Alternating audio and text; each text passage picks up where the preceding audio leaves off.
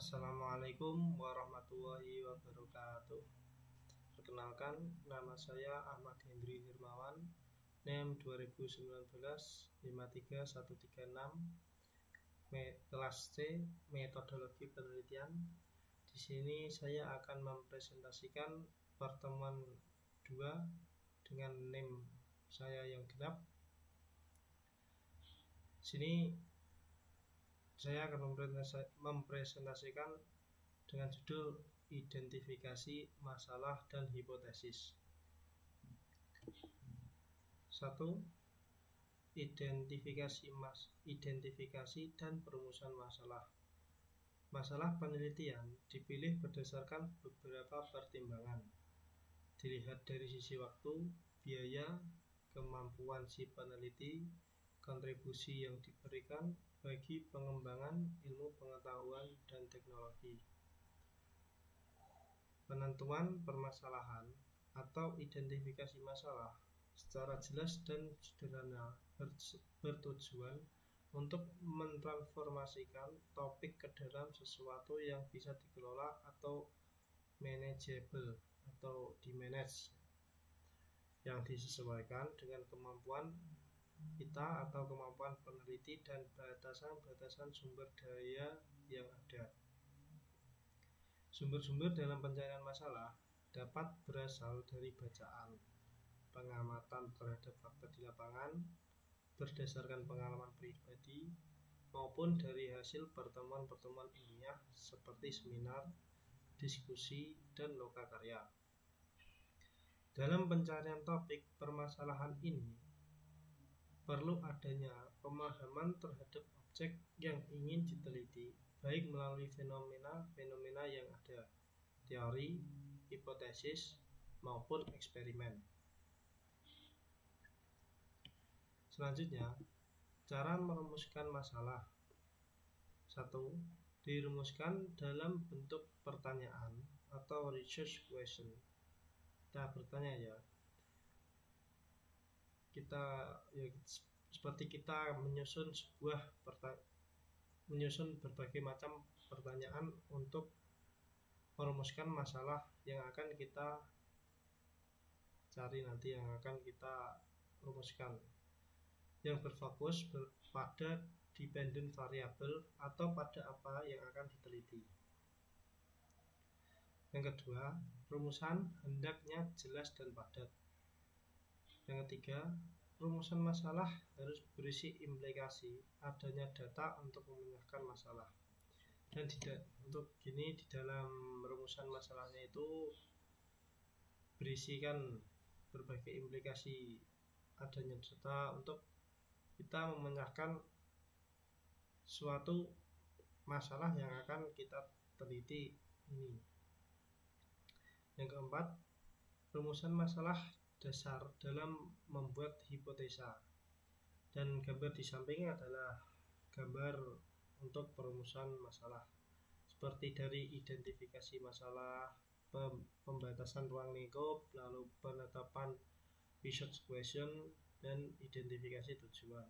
Lalu untuk ke hipotesis atau hipotesa, dari statistical hipotesis ini turun hipotesis, dan hypothetical statement hipotesis, seperti itu, seperti gambar di samping inilah.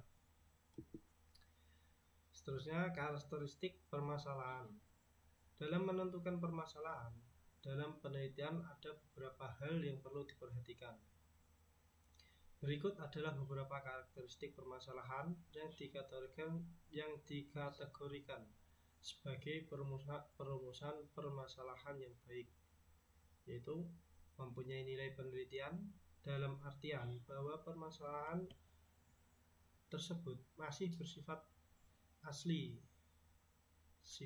belum diotak-atik masalahnya, asli atau original, menyatakan suatu hubungan dengan bidang lain, serta dapat diuji kebenarannya.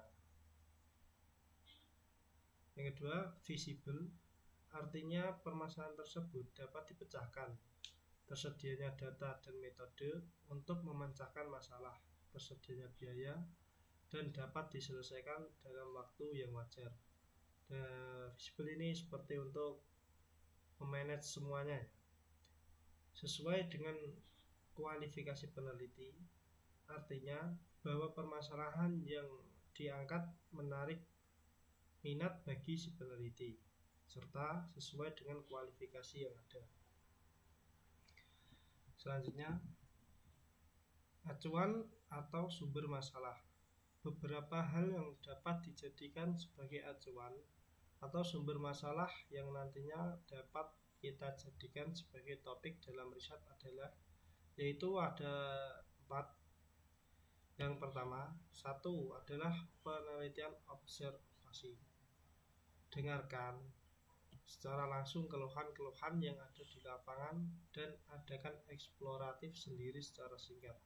Kita yaitu mendengarkan secara langsung apa keluhan-keluhan yang ada di lapangan, misalnya ada keluhan tentang petani ini ada virus atau apa, dan Anda harus adakan eksploratif sendiri, inisiatif lah secara singkatnya, tapi secara dalam waktu yang singkat. Yang kedua, diskusi ini termasuk di dalamnya diskusi resmi atau diskusi tidak resmi. Ikuti dengan seksama diskusi tersebut dan kutip masalah-masalah yang timbul dalam diskusi tersebut. Maksudnya dalam ini diskusi resmi adalah bagaimana ketika Anda berkelompok, maka lakukan dengan kelompok Anda secara resmi, secara bersamaan. Jika diskusi tidak resmi itu bisa diskusikan dengan 1 atau 2 teman kita yang kita berbincang-bincang, tetapi di dalamnya ada diskusi yang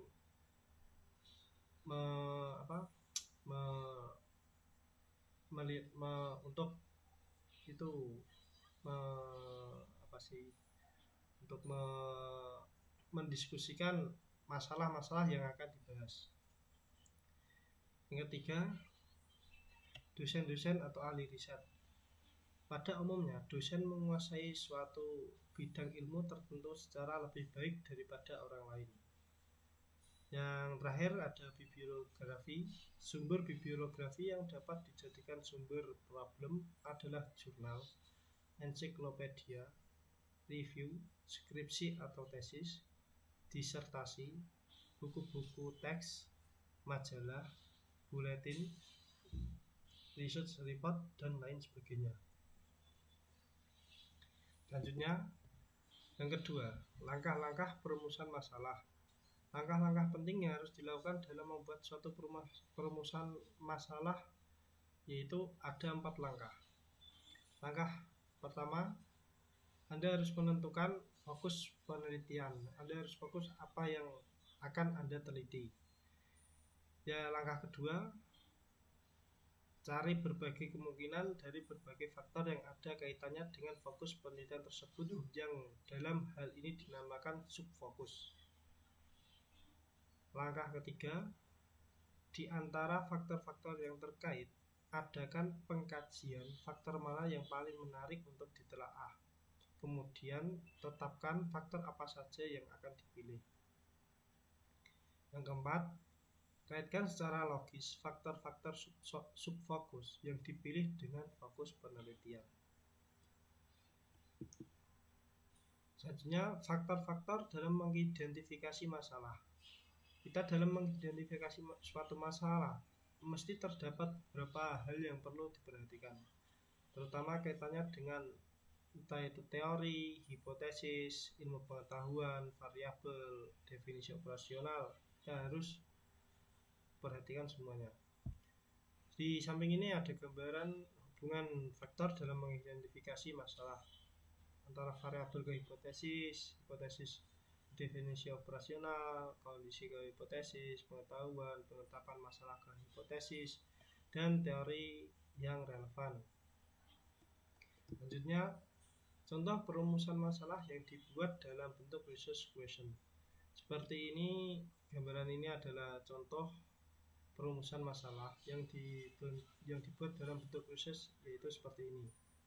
Contohnya yaitu Andrian Suhardi 2015 aplikasi review jurnal online terintegrasi, teknik informatika, Fasilkom UMB.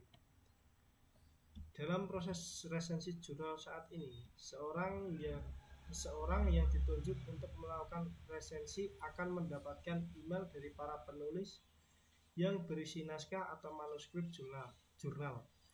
Setelah mendapat email dari penulis, pemberi resensi akan melakukan pengecekan pada naskah atau manuskrip. Kemudian, naskah atau manuskrip tersebut akan ditambah, dikurangi, atau diberi komentar oleh pemberi resensi. Setelah pengecekan selesai dilakukan, pemberi resensi akan mengembalikan naskah atau manuskrip yang sudah dicek tersebut kepada penulis. Seperti mereview sebuah jurnal.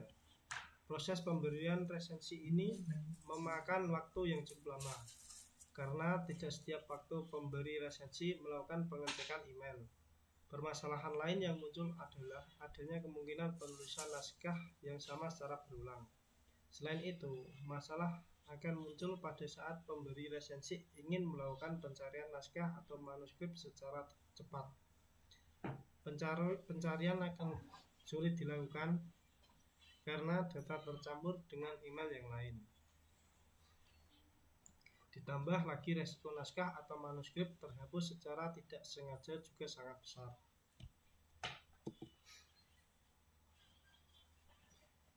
Berdasarkan identifikasi masalah yang telah diuraikan di atas, diperoleh rumusan masalah sebagai berikut.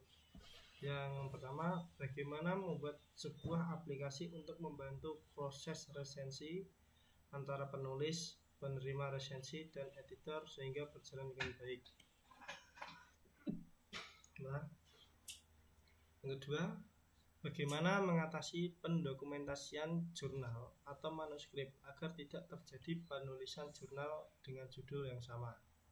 Dari contoh di atas dapat dilihat bahwa terdapat keselarasan antara latar belakang yang dipaparkan dengan rumusan masalah yang diangkat.